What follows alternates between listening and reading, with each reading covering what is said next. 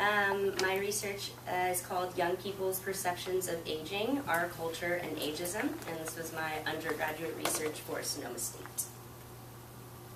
Okay, so the focus of my research is to understand the cultural influences that shape perceptions of aging in our culture. And so to do that, I identify how the process of aging is socially constructed in our society. And I'm also examining the existing standards and practices of anti-aging methods. And through understanding that the ways that aging is resisted and dealt with in society, we can better determine where these standards and practices stem from and why. So the topic of aging typically focuses on loss of bodily function, which is mostly understood through medical contexts. So my research is sociologically significant because I'm analyzing the process of aging through defining cultural context and influence. Margaret Cruikshank's analysis of aging in her book, Learning to Be Old, Gender, Culture, and Aging, addresses the process of aging through cultural, medical, and political contexts. So her work is really relevant to mine. And my research is theoretically significant because an individual's self-identity is closely connected to how their bodies appear and perform. And so understanding perceptions of aging is relative to cultural norms and acceptability. And Fatima Mernesi examines age relative to beauty and gender in her work called Size 6, The Western Woman's Harem. And so, but this as well is connected to my research. Okay, so to understand perceptions of aging, I conducted interviews. So I've created an interview guide that would allow my participants to interpret their own ideas of aging through describing their opinions and experiences and perceptions. And so I conducted 12 in-depth interviews and fully transcribed them.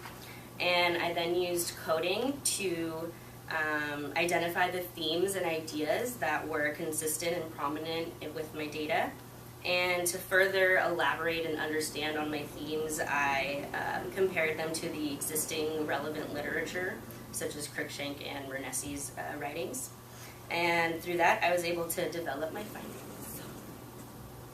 So here is the demographics of my research. The criteria for my participants were men and women between the ages of 18 and 30. And I had an equal number, 6 men and 6 women, and they ended up ranging in ages 21 to 30. And the average length of my interviews came out to be 35 minutes. So the cultural phenomenon of ageism is particularly relevant and a central part of understanding the process of aging. And the term ageism was coined by Robert Butler in 1969 and is defined as a process of systematic stereotyping of and discrimination against people because they are old, just as racism and sexism accomplish for skin color and gender. Ageism is mostly related to fields of healthcare, gerontology, and women's studies. Cruikshank analyzes ageism by comparing it to the other cultural phenomenons based in discrimination, such as racism, sexism, and homophobia. And she concludes that the tenacity of ageism in Western society is so prominent because of the lack of a mass movement of the old, such as how racism had civil rights movement, sexism had women's rights movement, and homophobia had gay and lesbian movements. So the lack of a mass movement is her analysis of ageism's prominence. So through my research, I identified that age 60 is the age that people consider to be old. And I also found that the greatest stigma towards the aging population is that they are incompetent. One participant, April, talks about a situation where ageism might occur, and she said, "Driving probably, and I'm guilty too. When someone's going slow in front of you and you see it's an old person, your reaction is like, God, they shouldn't even be on the road, like you're going so slow." Another participant, Joe, talks about a situation that he experienced involving ageism, and he said, when working as a plumber, we had an old timer that worked there, and they wouldn't give him the big jobs, important jobs. So both of these quotes emphasize the stigma of incompetence, and I found that ageism is most prevalent in instances involving employment and driving. So body work and appearance management is a big part of how people deal with aging. Body work is defined as the care and effort a person puts into their appearance. Gimlin talks about body work in the context of aging and says, all societies compel their members to do work on their bodies in order to alter them from their natural state to one that's more explicitly social. And so this emphasizes the cultural influence that aging the cultural influence for an aging person's appearance. Society dictates the standards of successful aging and promotes the practices to achieve this standard. So the prominent areas of influence for men turned out to be hair loss and hair color, and for women it was skin elasticity and wrinkles. So aging is defined through success, and successful aging was determined as having undergone a minimal transformation and having achieved this minimal transformation in the most natural way possible. One participant, Janet, talks about how people in her family manage aging, and she says, "I have quite a few aunts and cousins that have gotten boob jobs and wear heavy makeup just to look younger, but I personally would never get a boob job." And then another participant, Julius, talks about a person he knows who aged successfully, and he says, "I have an uncle who's very handsome. He's in his 50s and he looks the same as he did in pictures of him from when he was young, my age." And so this process of aging is encompassed, or the success in the process of aging is encompassed through the management and perception of the body's transformation. So cultural contexts were a big part of the perceptions of aging, and primarily they relate to male and female standards. So the ideas of beauty for a female in our culture is youth. And Mernesi talks about this and examines cultural contexts as they relate to aging and women, and she said, in order to be beautiful in Western society, a woman has to look 14 years old. If she dares to look 50, or even worse, 60, she is beyond the pale. And so this really emphasizes the way that our culture shames the natural biological aging process, particularly for women. And then Mernesi also talks about how the spotlight is put on the female child and frames her as the ideal of beauty, which inadvertently the mature woman is then condemned to invisibility. And so the male and versus female ideas relative to aging dictate different standards for men as for women. So through exploring perceptions of media influence, George Clooney came to be the most mentioned in my research, and he was noted as someone who had aged successfully. One participant, James, talks about him and says, everyone talks about Clooney getting old, but he's getting old, but he still looks good. The best feature he has is his salt and pepper hair. If he was still dyeing it black, people wouldn't talk as much about him, but the fact that he's old but still looks young at the same time, that's his benefit. And so again, the standard and importance for men's youth is determined through hair and older men are sexualized through the media. And so the issue of ageism and the roots of the perception of aging stem from the media's portrayal of women in terms of acceptance. One participant, Jane, talks about how aging is portrayed in the media, and she said, "There are no older women portrayed in a sexy way in the media at all. There's famous old women like Betty White, but it's not like, oh, she's sexy, only because she's hilarious that she's really even famous." And so this really emphasizes the way that the media creates insecurity, particularly for women, and this breeds the ageist attitudes and ideals that we have in our society.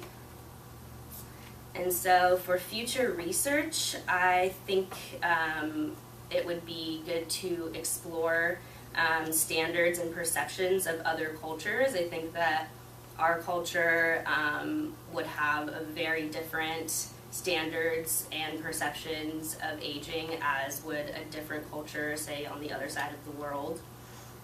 So I think that would be worth examining.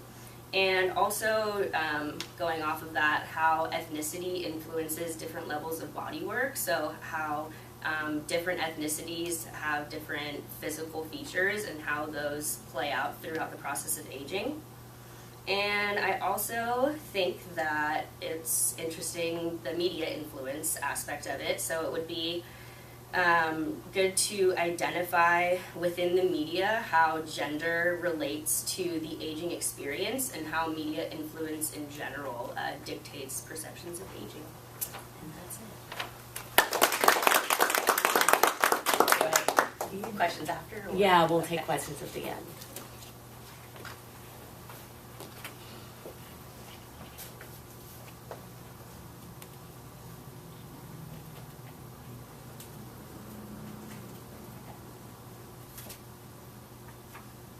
My name is Stephanie Chapman, wearing the pants, women in the U.S. Coast Guard. So first I'd like to start giving you an overview of what I'll be covering today. We'll go over a brief introduction, I'll talk about the methods, I want to share with you responses that I received to my inquiry. I'll talk about the present uniforms, and then we'll go over the Coast Guard as an embodied experience, talking about the concepts of body work, the male body as the standard, and maternal military bodies. And the last thing we'll do is go over my next steps for this research. So first, why is this sociologically relevant?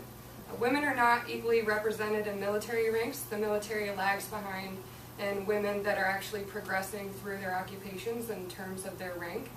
So by examining the experiences of women and their social interactions, we can better identify what it is like to be a woman in the military and a Coast Guard woman.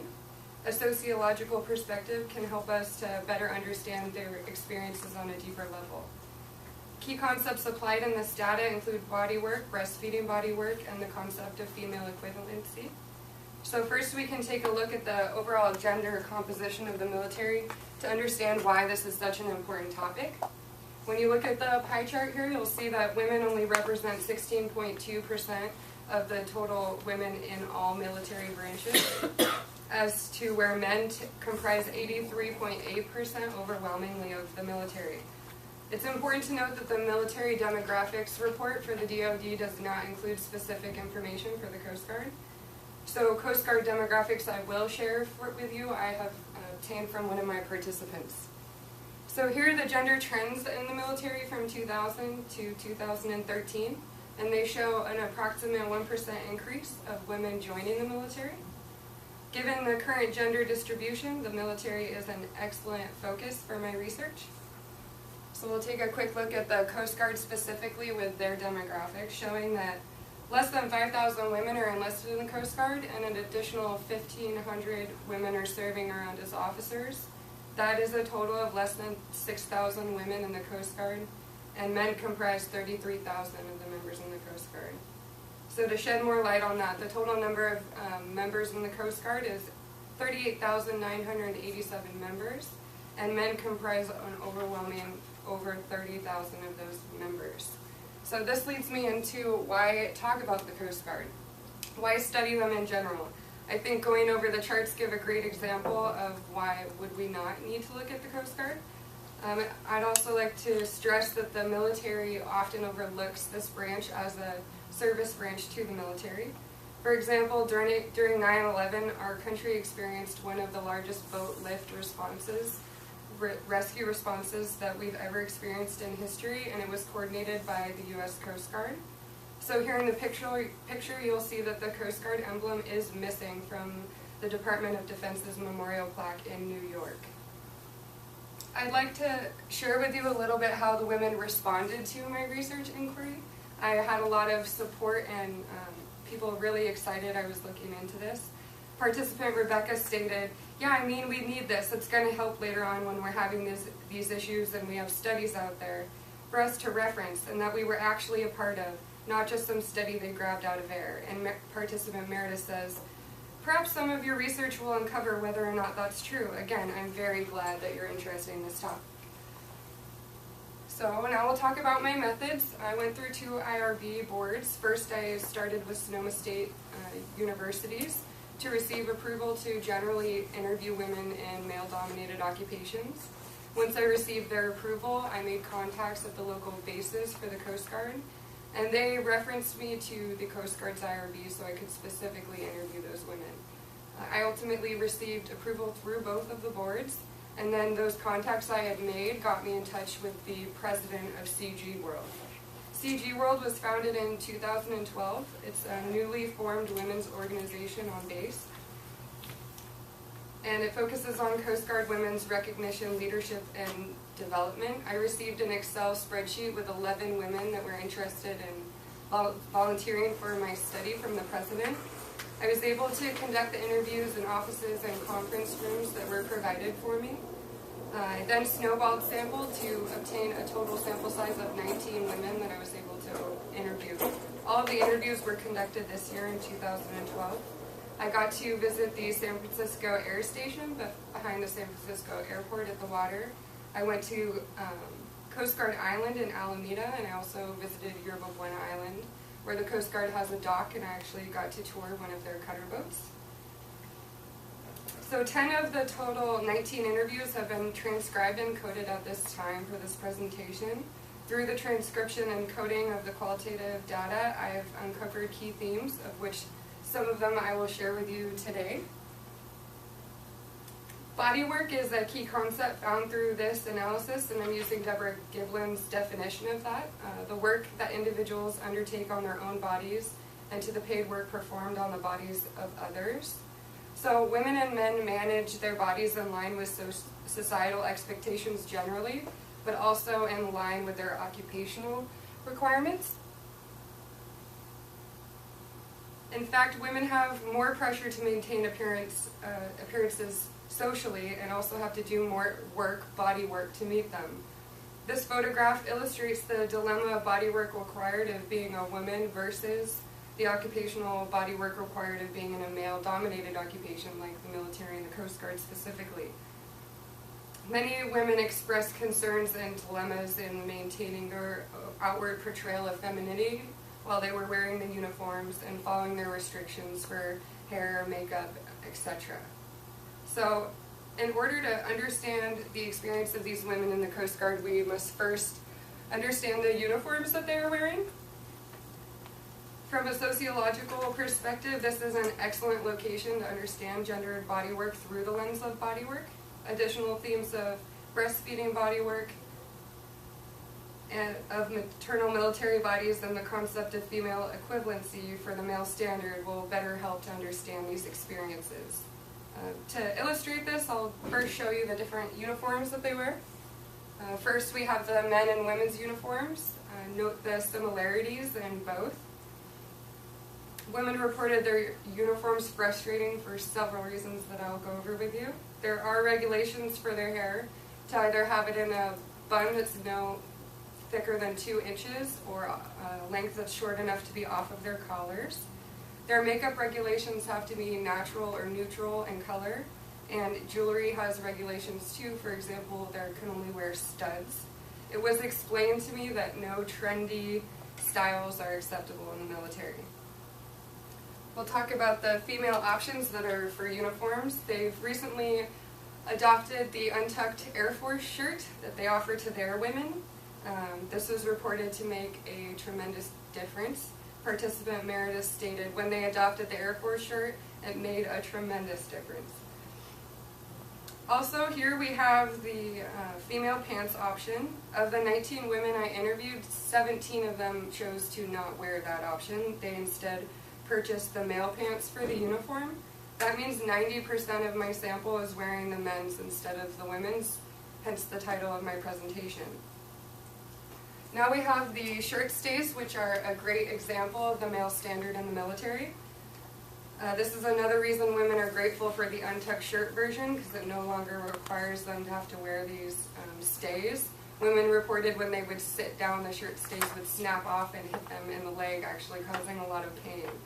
There's also things in the uniform, like the dress uniform, that requires women to wear cummerbunds. Jessica states her feelings toward this situation, expressing, I don't want to wear that, you know? So now we have female divers and pilots. These women have a unique situation with their uniform and bodywork due to safety concerns of getting their helmets, vests, and other equipment to fit properly. Women reported, for example, not being able to get their buns into the helmets. The Coast Guard is a unique branch of the military in which it does not exclude women from any job position. You can take any job that you want in the military with the Coast Guard. But the problem women are facing is that their actual gear and uniforms are interfering with their ability to do their job. The diver I interviewed explained that women typically have a smaller build, so getting her gear to fit her properly was quite a challenge. As you can see in the picture, the gear is pretty hefty and bulky even when it's not oversized. Several women at the air station reported that they would prefer to wear the flight suit, the green one seen in that picture. The problem they face with this that men do not is that every time they have to use the restroom, they have to take the entire suit off. Female pilots have a form of body privilege because they fit smaller in the aircraft and have more room. But again, that advantage is counterbalanced by the fact that all of the gear is suited for the male body. Participant Christina lended her example describing the first time she had tried on all of her new flight gear. She went up in the plane and was trying to turn her head to navigate and could not. Her vest only would tighten to an extent, so it had ridden up, shoving itself into the bottom of her helmet, immobilizing her head. She actually had to land the plane and readjust her gear so that she could take off again. This was a scary and extremely frustrating situation for her to encounter in the air. Lastly, there are a couple options for pregnant women for their uniform. Besides this dress and skirt version, there's a pant option. No alterations have been made to the uniforms except the seams have been replaced with elastic so that they can stretch. So to better understand everything we've been going over, the male body is the standard in the Coast Guard. The small number of women in the military is not surprising given the strong association the military has with masculinity. Hannah C. Hale explains this, stating military as dimensions of the military masculinities can be distinguished as attributes and qualities and masculinities that are distinctive to the military and are constructed through military practices. This means that the social interactions of the military is maintaining the Coast Guard's masculine standard. I will use the term equivalency to better understand the issues with the male standard that women have.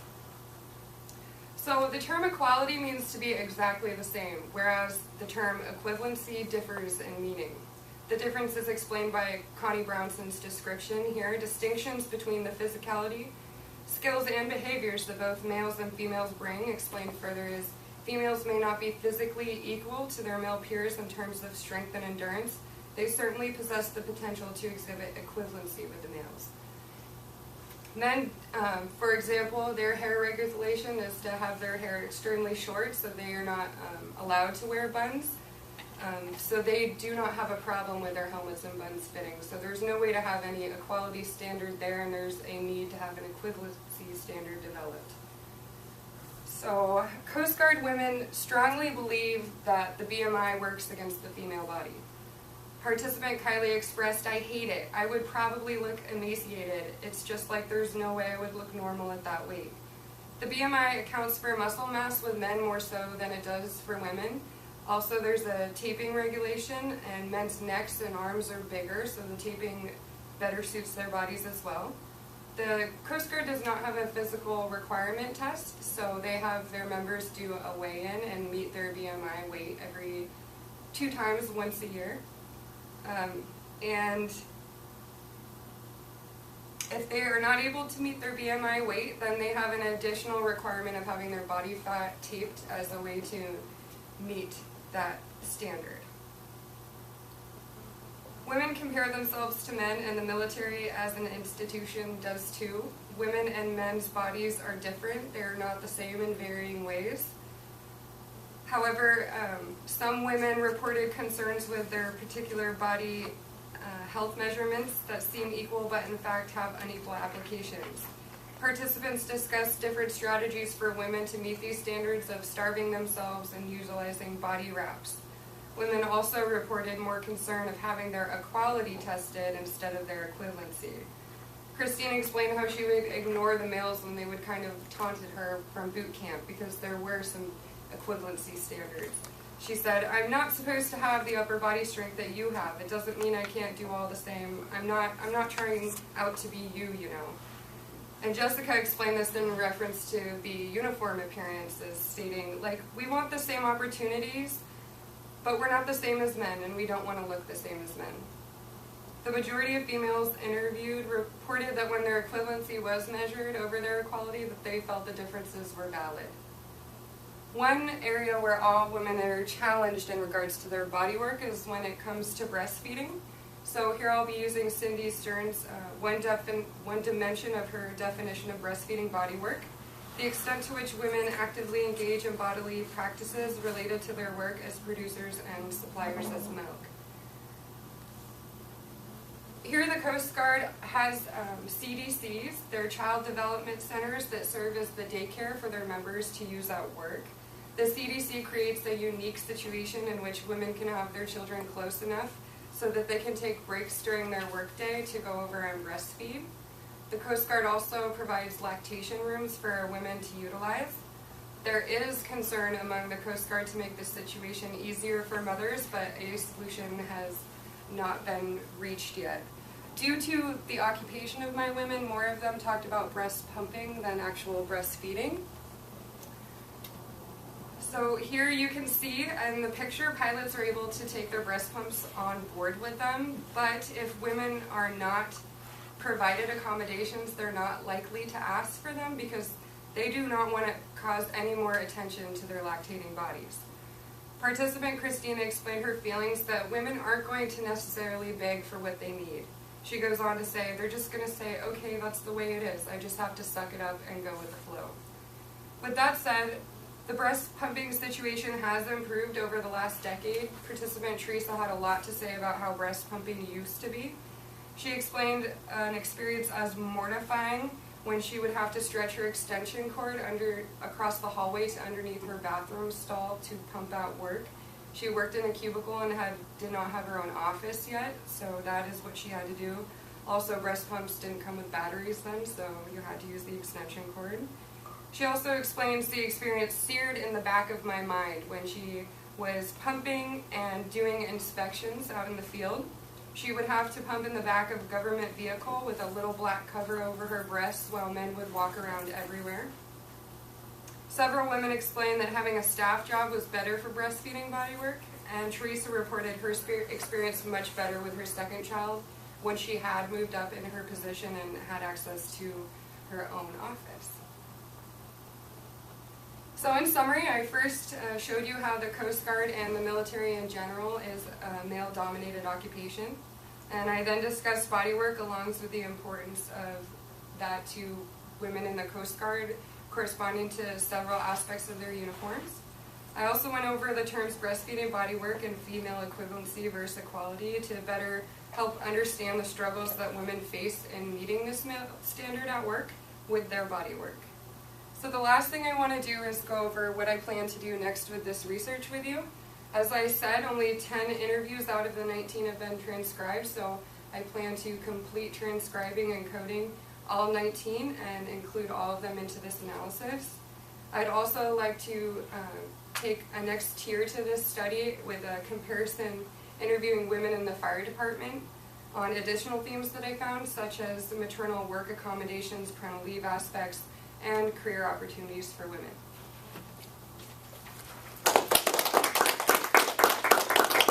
Okay, we'll have questions at the end, so.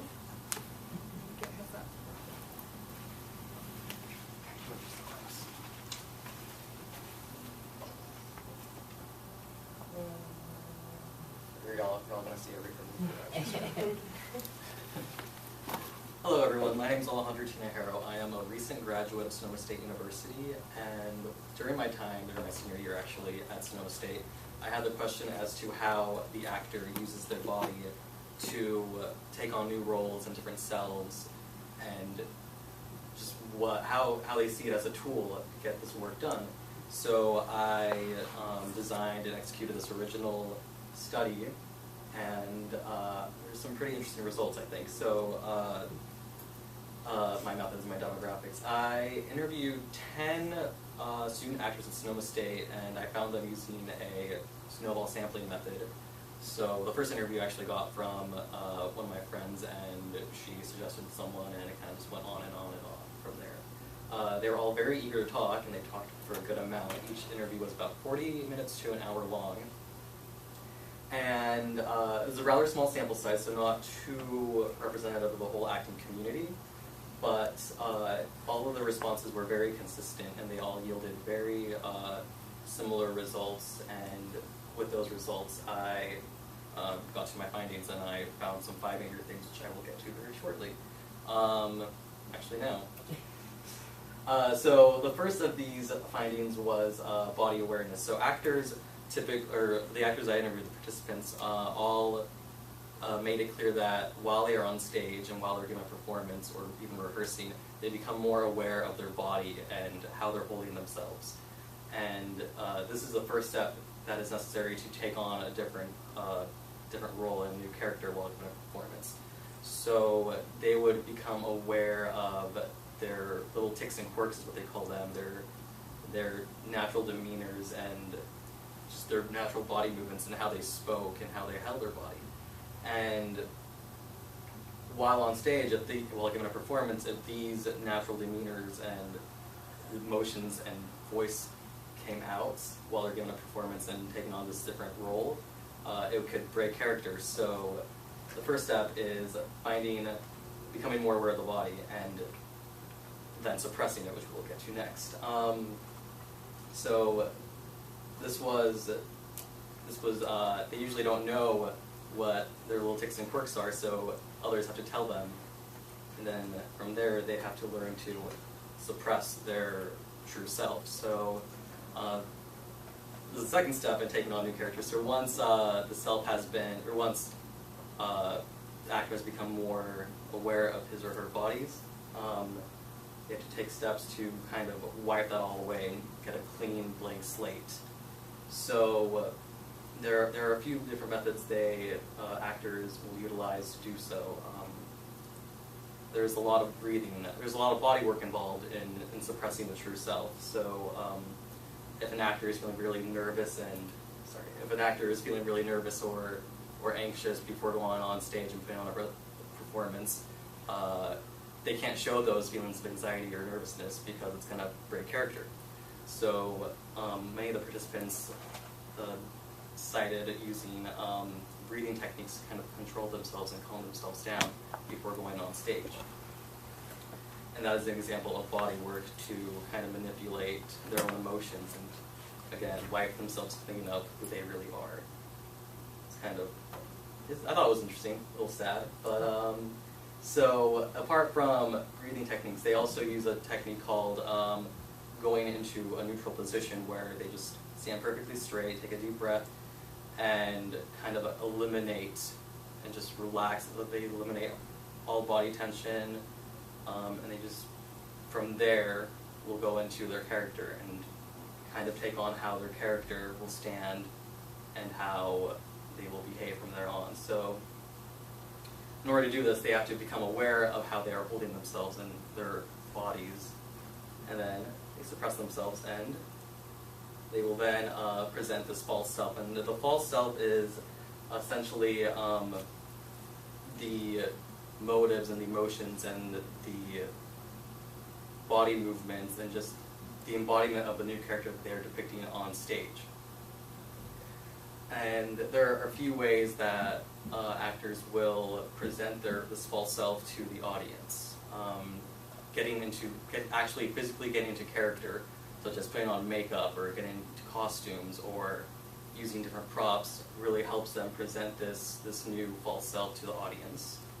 But they also use other forms of body work, such as practicing their voice and getting their voice right to present to the audience at large. So, there's something else too. No, I guess not. So, moving on. Oh, that's right. Working on stage with other individuals also puts on the illusion that they are a different person, they are a different self, and they're not who they actually are.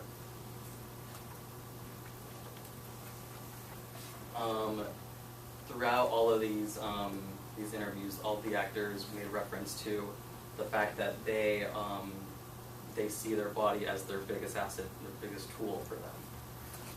And as any good tool, the body must be used, or must be learned to be controlled, and they have to learn how to use it while giving a performance. So voice and body movements and breath control are all really crucial aspects in putting on a performance. And these all kind of work together in the 3 steps needed to take on a new self, and which were, again, body awareness, which leads to suppression of the true self, and then the presentation of the true self, or the false self. So they see their bodies as tools that have to be kept in good condition, and they have to learn how to use these all. So, for example, voice control. While on stage, they have to make sure that what they're saying can be heard to the audience and is clear, but an actor might also have to take on a different accent, for example. So they can't do that unless they actually learn how to do it. So they have to learn to manipulate their voice, all while making sure that they're not straining it. And that goes in hand with keeping the body as a tool in good shape. Breathing is also an important tool, and we saw that breathing was utilized early on as well when they are suppressing their self, when they are trying to get into character and calming themselves down and getting rid of any unwanted emotions that could break character while on stage. And then many actors also will utilize physical warm-ups and exercises prior to getting on stage, so they don't injure themselves, particularly if there is a very physical performance that they are putting on. So warming up can also be utilized before taking on a new role and a new self on stage to, again, kind of center themselves, relax themselves, and get ready to take on this new persona while they're putting on a performance. During times of performances, the actors will typically avoid certain foods and drinks that could damage their voice or just get them sick. Again, in line with keeping their most valuable tool, their body, in good shape and at its peak performance. Many of the actors made note that if they were to get sick during performance times, that they would, that's quite possibly one of the worst things that could happen, because the character that is being depicted on stage might not be sick, and if you are up on stage and you're showing signs that you are sick, it's going to break character and it's going to ruin the performance. So there's that. The final theme I kind of found while conducting this research was the influence the audience has on the actor on stage. And it could be a negative or a positive influence. While on stage, let's say an actor is given the monologue, they suddenly realize that there's people watching him in their every single move. They're already in character, but they begin to get nervous. That can, again, the signs of anxiety and nervousness will show as their own true self and not the false self that was being attempted to be presented on stage. So they can break character on stage, and the audience can, at times, encourage them to break character. So it's up to the actor on stage to, again, take on, do certain types of body work and deep acting to get them back into the role that they're supposed to be in. At the same time, though, the audience can influence actors to do an even better job. So if they're on stage and they're putting on a great performance and everything is going really well and they deliver a line and the audience responds appropriately by laughing or something, that encourages the actor to kind of keep doing what they're doing, and it serves as a motivational force. Many of the participants call this force kind of like good energy or good vibes. So that encourages the actors.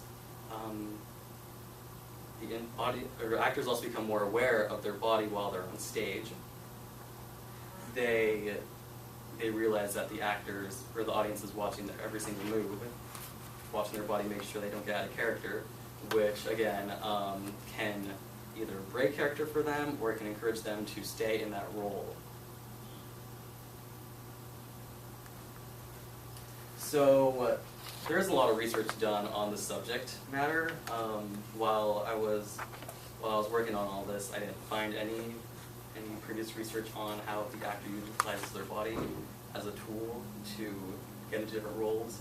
So, and given the small sample size, there isn't a lot of previous research to kind of back my findings up. But the consistency and the responses through all the participants in the interviews show that there could be something there, and it should be looked into, especially because this is a field where no research has been conducted thus far, as I know. And it could yield some pretty interesting results that could be applicable to other areas of social life. If I had more time, I would have, of course, done a bigger sample size and not just interviewed students at one campus, Sonoma State. But given the resources I had at the time, I wasn't able to do so. So that's my research, kind of lays through it. Okay, so questions? Should we all